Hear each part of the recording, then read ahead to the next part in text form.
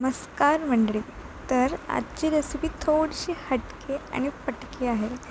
तर ही रेसिपी जास्त हार्ड देखील नाही आहे. थंबनेल बघून रेसिपी समजलीच असेल. तर रेसिपीची सुरुवात आत्ता करूया. तर इथे मी 2 चमचा ईस्ट घेतलं आहे. त्याच्यामध्ये हाफ कप गरम पाणी टाकलं आहे आणि ते 5 मिनटं रेस्ट व्हायला ठेवून दिले.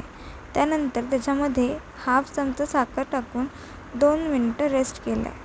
नंतर इथे मैदा घेऊन त्यात मीठ टाकून 1 चमचा दही टाकून जे आपण ईस्ट बनवलं आहे ते ॲड करून त्याचं पीठ मळून घ्यायचं आहे. त्यानंतर ते पीठ 40 to 45 मिनिट्स रेस्ट करायला ठेवायचं आहे. त्यानंतर आपल्याला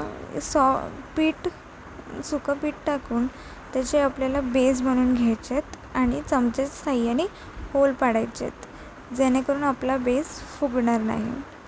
त्यानंतर एका पॅनमध्ये बिन ऑइल लावता दोन्ही साईडनी ब्राऊन होईपर्यंत शेकवायचं आहे.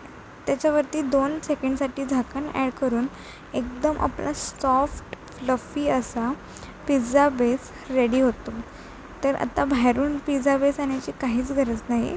ही रेसिपी तुम्ही घरी नक्की ट्राय करा आणि कशी वाटली मला कमेंटमध्ये नक्की सांगा.